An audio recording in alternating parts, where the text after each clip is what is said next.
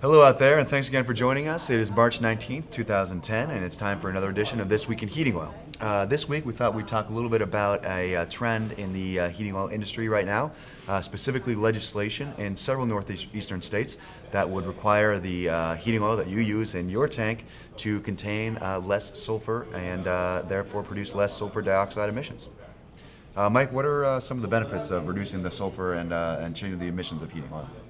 Low sulfur content heating oil, as you said, less sulfur dioxide emissions. That means less greenhouse gas emissions. Sulfur dioxide, one of the things that contributes to global warming, also means less particulate emissions. One of the complaints about heating oil or some other of these dirty fuels emits particulate matter that can have health and respiratory problems. That's right, and the heating oil industry, which has been a huge backer of these kinds of measures in states where they're under consideration in the legislature, including Maine, New Jersey, New York, and I believe New Hampshire. They're also pointing to benefits for consumers in terms of cost savings, and because lower sulfur heating oil burns more cleanly, burns more efficiently, leaves less residue behind in your heating system, which means less system maintenance, and of course more efficient burning also means you need to use less heating oil to make the same amount of heat.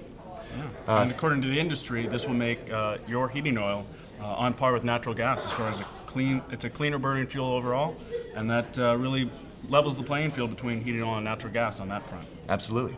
So keep an eye on your local state's heating oil requirements. They could be changing in the next year or two, and we'll keep reporting on these bills as they develop. Thanks a lot for joining us today. Have a great weekend. See you next Friday.